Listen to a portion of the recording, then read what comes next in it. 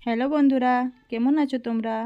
আমার খুবই শরীর খারাপ হয়েছিল, তাই আমি রান্না করতেও পারিনি, তোমাদের সঙ্গে কোনো ভিডিও শেয়ার করতে পারিনি। তাই আজকে রান্না না করে কামরাঙা মাখা রেসিপি করব, সেটাই তোমাদেরকে দেখাবো। কামরাঙা কীভাবে আমি মাখাই সেটাই তোমাদেরকে দেখাচ্ছি, চলো দেখে নাও। প্রথমে বাজার থেকে দুটো কামরাঙা কিনে নিয়ে এসে পরিষ্কারভাবে ভালোভাবে ধুয়ে নিয়েছি। তারপর এটাকে এরকমভাবে বেরগুলোকে কেটে নিলাম, আর একটা কাটারির সাহায্যে ভালোভাবে এটাকে বেরগুলোকে ছুলে নেওয়ার মতন কেটেছি। তারপরে দেখো এরকমভাবে গোল গোল করে কেটে পিস পিস করে নিচ্ছি। এবার বাড়িতে থাকা মশলা দিয়েই কিন্তু এই কামরাঙাটাকে মাখাবো।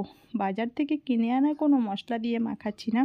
বাড়িতে যে মশলাগুলো আছে অনেকেই কিন্তু অনেক স্টাইল করে মাখিয়ে থাকে, আমার বাড়িতে থাকা মশলা দিয়েই আমি মাখিয়ে তোমাদেরকে দেখাবো। প্রথমে একটা নিয়ে নিলাম লবণ, তার সাথে নিলাম লঙ্কা গুঁড়ো, আর দিয়ে দিলাম বিট লবণ, আর এখানে দিয়ে দিচ্ছি অল্প সামান্য চিনি। সব কিছু একসঙ্গে ভালোভাবে মিক্স করে নিচ্ছি। দেখো, তারপরে চিনিটাকে গুঁড়ো করার জন্য একটা ছোট সাইজের হামেলদিস্তা নিয়েছি। এই হামেলদিস্তায় ঠোকে এটাকে গুঁড়ো করে নিলাম।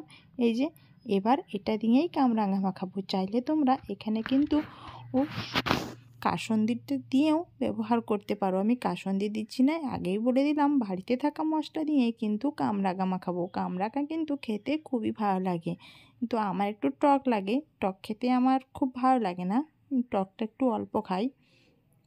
কিন্তু এই কামরাঙাগুলো যখন খুব পাকা হয়ে যায় তখন খেতে খুবই ভালো লাগে।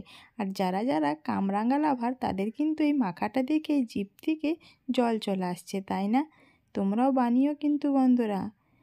তোমাদেরকে ভালো লাগছে তো আমার এই কামরাঙা মাখার পুরো ভিডিওটা দেখার জন্য? তোমাদেরকে অনেক অনেক ধন্যবাদ। আমার শরীরটা অনেকটাই সুস্থ। এবার পরের ভিডিও নিয়ে আমি আসছি তোমাদের সঙ্গে।